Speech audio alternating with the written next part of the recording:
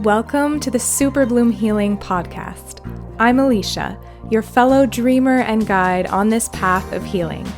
This podcast is our sanctuary, a place where sensitive souls, seekers, and those navigating their awakening can come to recharge and feel supported. You'll find tips and tools to help you on your healing journey. Let's go inward and discover the magic inside of us. Hello, thank you so much for joining me for episode 2 of season 2 of the podcast. I am so excited you're here. And if you're new to listening, thank you for being here.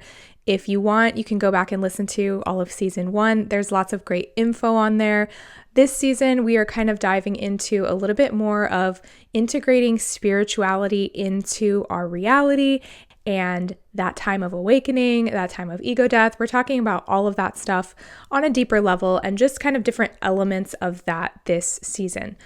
So that being said, if you have questions about any of that or just topics that you want to talk about in regards to any of that, please let me know. Email me, send me a DM, whatever. I am so happy to talk about the things that you really want to talk about and the questions that you have. Today, we are diving into a topic that I find is really important. It kind of feels like it's been in the atmosphere a little bit in the spiritual world.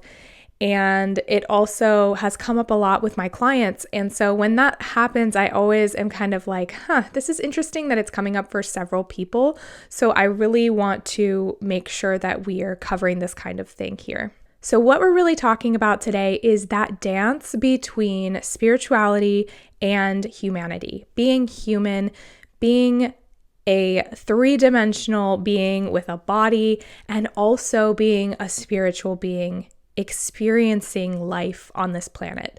I think the combination of the two, the spirit in the human body, is what we're here for. It's why we all signed up to be here. It's why we all came to this earth, to expand our consciousness, to expand our view, our perspective, and to ultimately expand the greater consciousness of the planet. So that being said, how do we actually balance the two? How do we go back and forth between living a spiritual life, being conscious, being awake, and doing the things that someone does that is all of those things, but also has to pay bills and do laundry and take care of their kids? There's nothing like opening your Instagram or your TikTok and seeing, all of these influencers in Bali eating fruit on the beach and living their best life, doing a sunrise meditation or a plant medicine ceremony, and you're just sitting there waiting for your laundry to be done. It is truly the weirdest thing to be able to kind of see that aspect of certain people's lives and tap into that, and also be so in the now and the 3D reality of just living your average life. I think also this is what makes spirituality feel really unattainable to certain people. I think it feels inaccessible because people think that you have to become this crazy woo-woo hippie in order to connect with the divine, in order to have a spiritual experience. They think that in order to heal, you have to go into the depths of your trauma and pull everything out every time and lay it all out on the table. And that's just not sustainable, number one. And it's also not something that everyone is interested in or everyone wants to do. And I think that it closes off the idea of spiritual connection to a lot of individuals. It feels as though in our culture, with this and many other things, but specifically talking about this, that you're either one or the other. You're either super spiritual and you go all the way and you're woo-woo and then you turn into a guru of some kind or an influencer, or you are a really normal human being. You go to your 9 to 5, you have your regular life, you're not really interested in spirituality, and you're really concerned about three-dimensional things, like you're worried about sending your kids to college, you're worried about how much money you make each year, you're worried about paying your bills and getting a better house and living your life. I also find that this is probably more of an American sentiment than I think it is in other countries, or an American problem, I should say, than it is in other countries. I do find that clients I have from other countries and friends that I know in other places have more of a natural balance. I think the way that our American society is set up does not necessarily leave a lot of room or space to connect with God or the divine in your everyday life and or live like a simple and soft life the way that other countries promote or leave space for. Even when I was deep in the Christian church, there was a really big emphasis placed on your purpose. Like, what is your purpose? What is your calling? If you're a true Christian, or if you really believe, if you're really connected to God and the Holy Spirit and you're tapped in, if all of those things are true, you'll know kind of what your purpose is and what your calling is. And the crazy thing about it was it all generally centered around going to be a pastor, going to be a missionary, or some kind of like spiritual professor or teacher. Those were kind of the options when you were in alignment. And even at that time, I was kind of like, why? Just because I'm connected to God, do I have to completely upend my life and exist only within the structure of the church and like what the church has created? There's a really popular saying in the church that is, be in the world but not of it. It's not actually a quote that Jesus ever said, but he did emphasize that we are not of this world quite a bit in his teachings. And I think he's one of the greatest spiritual teachers of all time and one of the greatest healers of all time. And I think it's a really important concept to look at. Be in the world but not of it, because I think both elements are important. When you look back and you think back to what I've been talking about with finding your calling and your purpose and then ending up being a pastor because of that, or a missionary, the emphasis really was like, give up everything, completely change your life, and become just a spiritual being. But the phrase be in the world but not of it also includes being in the world. And I think that's a really, really big aspect that so many spiritual people are missing out on. When they're connected with the divine, they want to escape the world rather than be more in the world, but bringing that divinity, bringing that consciousness and that truth to our reality, to other people who need it just as much as you do. When you become awakened, it is not the goal or the best thing to go off and be isolated or just be in your spirit and with the spirit.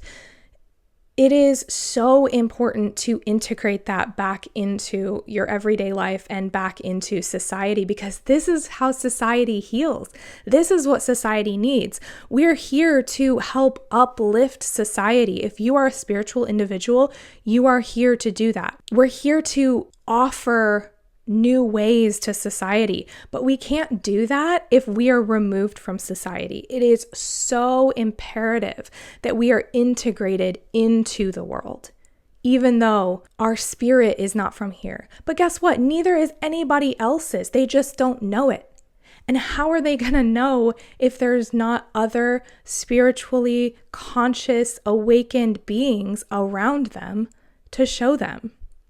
To show them that it's accessible to meditate and also love going to a concert, or to go do an ayahuasca ceremony if you want to, but to also go to a football game. I think truly awakened, truly conscious people are able to find this balance.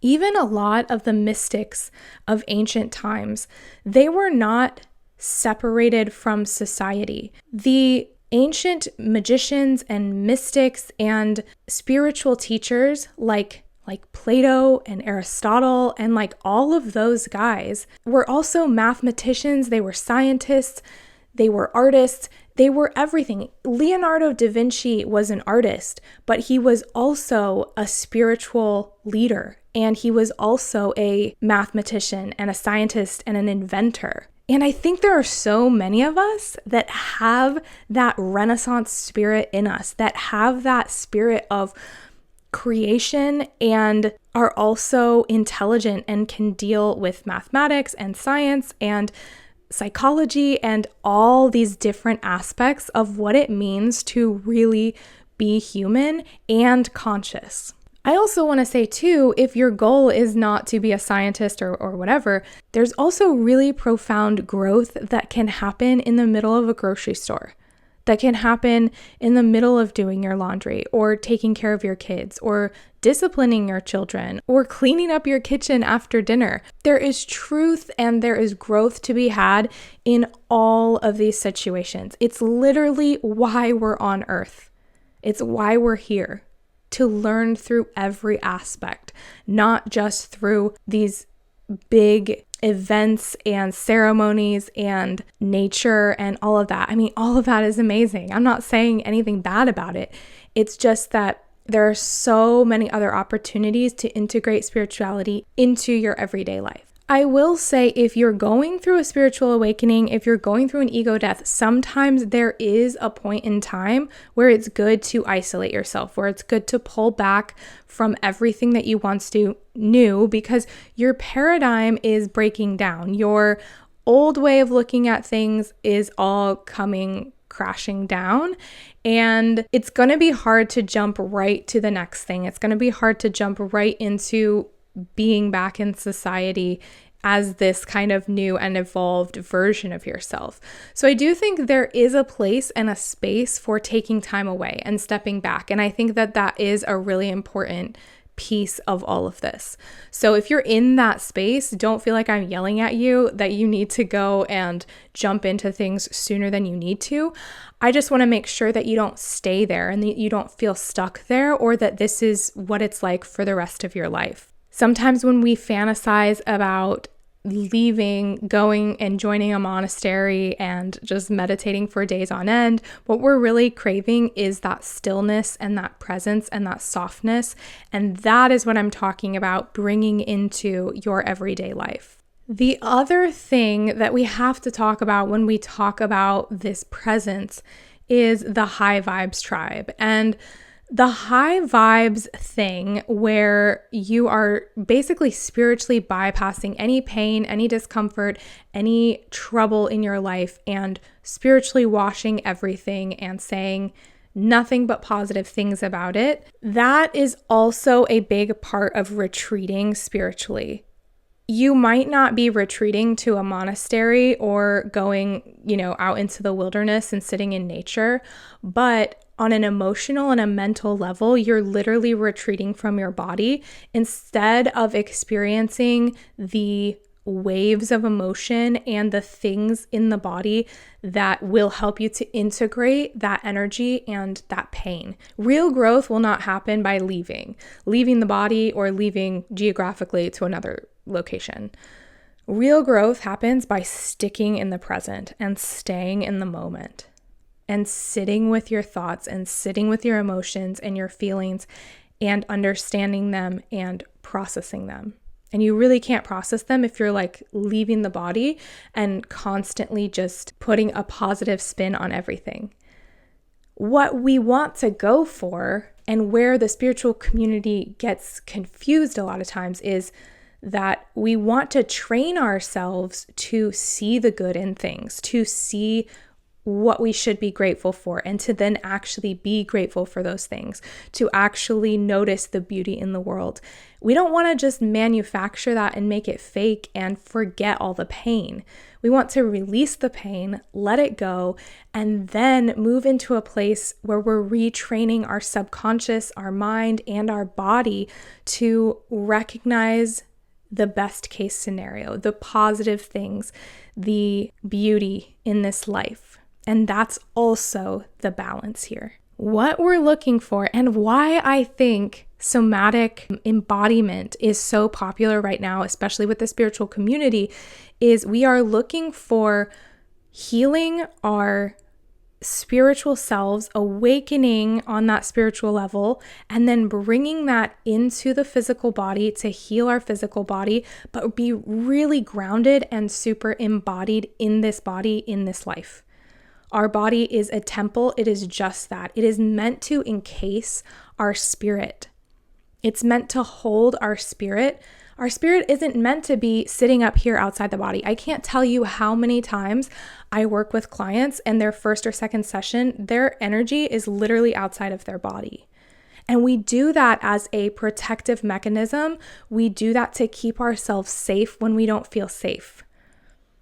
And a lot of spiritual individuals will still be out here even though they have healed or awakened on that spiritual conscious level. But they're not in their bodies. They're not bringing it back to earth. They're not bringing it down. And I think that is the tricky part, but also the most important part to full abundance and full healing. If you've had a spiritual awakening or you feel that you are in that group of people that is conscious, aware, and open, and you're separate from the world, maybe check and see if you're in your body. Like, are you actually comfortable in your skin? Are you actually spending time being grateful for the temple that your spirit is embodying? There are literally thousands of other beings that wish they had a physical body, that are jealous of our physical bodies. Being in a physical body is a huge privilege and gift. It means we get to learn an aspect of reality and an aspect of consciousness that we wouldn't otherwise get to learn. And if we're constantly leaving the body, we're not taking full advantage of what we're here to receive. One of my absolutely favorite quotes is, if you can't find God doing dishes, you're not going to find him on a mountaintop. And I think that is exactly what I'm trying to express here, is that it's really so much less about the environment and about the rituals and about the experiences than it is about just sitting in that presence and that connection. And when you learn to do that, you can do that anywhere and everywhere. I remember when I was back in the church too, people would always ask, like, are you sitting down to pray every day? And while I think that they meant well, I was always of the mindset that my life is a continual conversation with God. My life is a continual prayer. It's a continuous process. There's not an amen. There's not a start. Hello, God. There's none of that. It's like everything I do, my breath, my movement, my voice, the things that I say, and all of my actions are that communion with the divine. And I think learning that brings this aspect of spirituality into your life, that it doesn't matter where you are. So I guess I want to ask you, where do you feel like you're at on this scale? Do you feel like you're overly spiritual and you have to always be doing something that's kind of woo-woo, kind of ritualistic, kind of weird? Or do you feel like you are on the other end of the spectrum where you want to connect, but you feel like you can't really get yourself to do those things and you're waiting for kind of the perfect moment or that perfect spiritual encounter to hit you in order to actually become awakened or become spiritual, and you're not interested in kind of going that far into all the crazy, and so you're not open to that next level? Just think about that for a minute. Where are you on this spectrum? And maybe you're somewhere in between. Maybe you're sometimes on the woo-woo side of things and totally isolating yourself, or, looking for something to fulfill you in that spiritual way. But at the same time, you still have your 9-to-5 job and you're still kind of grinding, and you have to figure out how you can be both. I just want to say, either way, spiritual connection and spirituality does not require you mastering anything. You don't have to become a Reiki master. You don't have to start healing other people. You don't have to start teaching and become a guru. You don't have to go do an ayahuasca ceremony or a mushroom trip and be the most enlightened. You don't have to do those things in order to have connection and presence. Presence is the most important part of this. And the more present you are, the more aware you become, the more all of this continues to unfold and to open up. I will constantly remind you, and I constantly tell my clients this like a broken record, you are nature. Your body is nature. Your spirit is nature. You're just like a tree. You're just like a plant. So you will grow at that same pace. For the most part, you don't see a tree just shoot up out of nowhere. Sometimes in the spring, a flower will have a massive growth spurt and you didn't realize how quickly it was growing. So you can have those times, but most spiritual experiences are grounded, present, slow experiences. And so is healing. Most of the time, you don't just let go of everything all at once and everything is better. Even if you did that, you have to rebuild. This is why sometimes medicine ceremonies can actually be dangerous if you're not in a place to fully let go and fully rebuild. Because sometimes you get in there and everything's a mess and it's really fast and it starts falling apart and then you don't know what to do with all the pieces. And you also don't know how to rebuild, or you don't have the right people around you to show you that. So be really cautious, if you're going into something like that, if you're looking to grow spiritually. I just want to encourage you, you don't have to jump that far.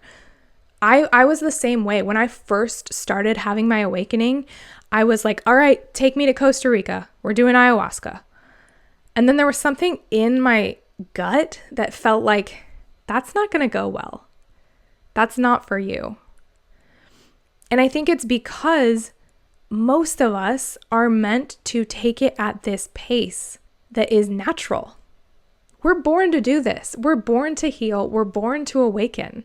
It's why we're here. But we're nature. We're meant to do it at that same pace. And we're meant to do it integrated into the life that we have and the life that we know. When we start awakening, things might start changing in our life and things might start crumbling and falling apart and all of that, like I've mentioned. But it doesn't mean you have to go be at a retreat or be at a conference or whatever. And half the time you go do those things and then you come back and you're still like, what am I doing? I don't feel the same connection here. I don't feel the same community aspect. I don't feel that same divine integration here. And it's because those moments are special, but the real grit and grind of spirituality, if you can call it that, is that everyday choice and everyday presence. And that's the most important part. That is where the real growth happens. The other thing that I want to say about awakening and why I think it's really important that if you are going through this or have recently gone through this, that you don't run off to some island with a bunch of other people who just awakened, is because we are here to help wake other people up. Like, being conscious carries a little bit of a responsibility at this time on Earth to raise the voltage and the frequency of the planet, which means we want to show up to life in a way that other people recognize that they could do it too, that they can heal, that they can become free. But when we run off and go away and remove ourselves from their life, they don't have anyone to prove to them or show them that freedom and healing and consciousness is possible, that there is even anything more than what their life currently is.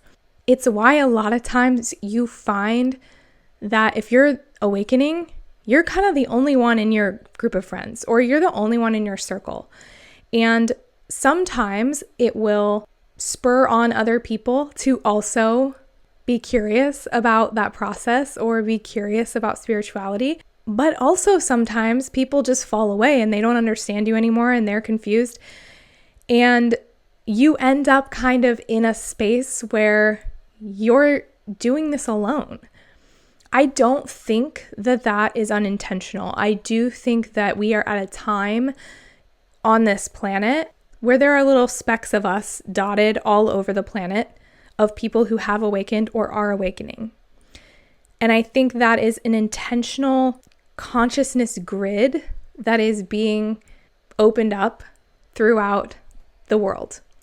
And eventually, if we all continue growing and opening up right here where we're supposed to be, then the people around us will start to shift, because when you change your energy, it's automatic. It doesn't matter. Everybody else has to adjust, whether they know it or not, whether they want to or not. When you change your energy, everyone else changes. And ultimately, if we're all over the world doing that, then the world is going to awaken and the consciousness of the planet is going to raise at a higher rate than if we were all just stuck in one little area all together and the rest of the world was just still kind of in this dark space, not knowing what's possible. I do think in the next several years, it will become more prevalent. There will be more of us all over the world where we won't feel as isolated, we won't feel as alone.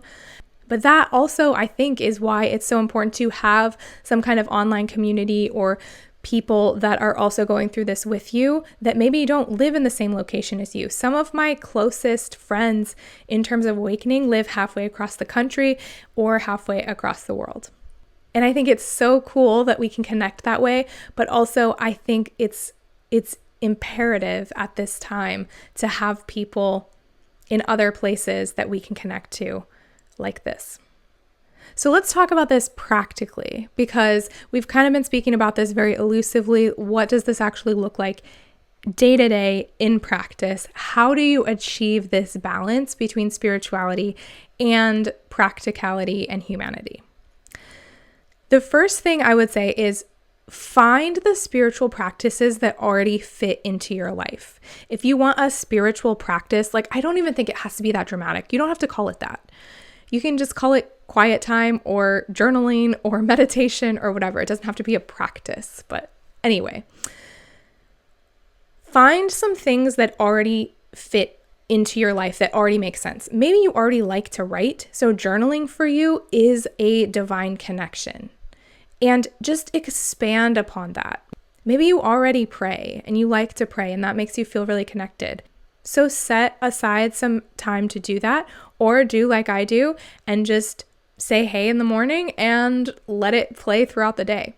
For some of you, it may actually be getting into the body. So maybe working out for you, going for a walk, doing morning yoga or morning stretch or something like that is going to put you in a really present state for the rest of the day and really just in the body.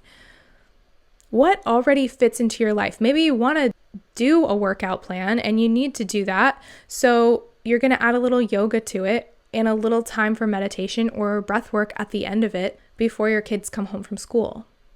The other thing I'll say too about being in the body and maybe doing like a little workout or something like that, people tend to see that as just a physical experience. But like I said, that embodiment aspect is so important to our spirituality. It lets us grow to the next level spiritually. And so if you have the time and the space to do a workout, go for a walk, do a stretch, whatever it is, that is going to boost your intuition. Your intuition is not just in your head. It's not just in your mind. It's in your heart and it's in your gut. It's all of it. It's the spirit and the physical. And so being in the body, doing a workout is going to really help that spiritual integration of your intuition. And then vice versa. If you're already a really physical person, maybe you need time to slow down. Take a minute, breathe, be present, meditate. That is also going to raise that capacity for you to integrate the spiritual element into the physical body that you're already comfortable in. Sacredness too is not necessarily scheduled out. Like, it's part of every process. It's being present. So maybe just changing your perspective on the things you're already doing. Like, you're having your morning coffee, just say thank you for your coffee. Or I love to do a little energy upgrade for my drinks and my food. You could say a prayer over it if that feels good to you, bless it, whatever. That kind of brings that element into your everyday. Same thing with your laundry. You're putting your laundry away. You're saying, oh my gosh, thank you that I have this really cute wardrobe. And maybe I want to get a few more things. Like, maybe I want to go shopping and I want to just be grateful that I have the resources and the time to go do that.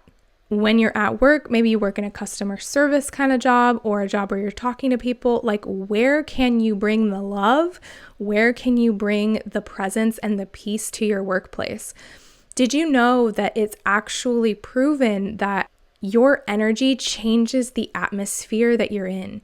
So if you can cultivate that love and that gratitude and all of that presence and that peace, and then walk into a workplace, even if the environment is kind of sketchy or not really like the highest vibe sort of place, if you bring that in there and you're really confident in who you are, in your spirituality, and you have authority over your energy, if you bring that into your workplace, it will shift things. It will literally change the atmosphere in the room.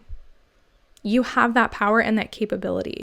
So rather than trying to escape that, try to hold the energy that will change it. I've seen it happen countless times, over and over and over in my life, where I was told, oh, that place is dramatic, or oh, that place is, those people don't really get along, or there's all kinds of tension there. I'm like, okay, well, I'm a spiritual being in a human body, so I can bring my human body and my spirit with love and with presence and with peace and with care to this environment, and I have watched it literally change. I've watched people who were hardened and cold start to laugh and be vulnerable and cry and open up. I've watched people who were in extreme competition with each other become friends and become caring and compassionate for one another. Did I teach them any of this? No. Did I talk to them about any of this? No. But I came in with that energy. I came in with that presence. And sometimes it wasn't even directed toward me. The friendships that were made were not necessarily even with me. But the energy that I brought into the space changed the environment. And you have that capacity. You have that capability. So why not utilize that? Why not be conscious of it and activate it before you go into the workplace? Even if you know that this job is not for you, that you're pursuing something else, that you've become aware of how toxic it is, and you're planning your exit, even then, it's possible for you to change the environment. That being said, I think it's also really important to learn how to protect your energy. I have a whole episode planned on that specifically, and a lot of resources for you with that. One of the best ways is grounding, meditation, and just taking authority over your own energy is so important, so that when you're out in certain spaces that feel overwhelming, typically when you awaken and you become more spiritually aware, you are a little bit more sensitive to big crowds. You're a little bit more sensitive to toxic environments, to people who are not the best humans. And so protecting your energy will help that all kind of bounce off of you rather than be absorbed into your space.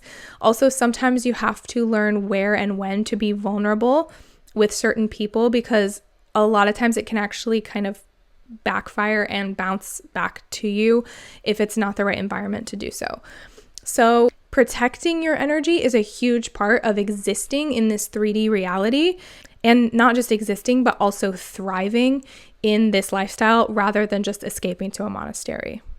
And so much of it is listening to yourself. So much of it is listening to your higher self and your connection with God or the divine, and that flow, that balance. Nothing is black and white. Everything has a little give and a little take, a little push and a little pull.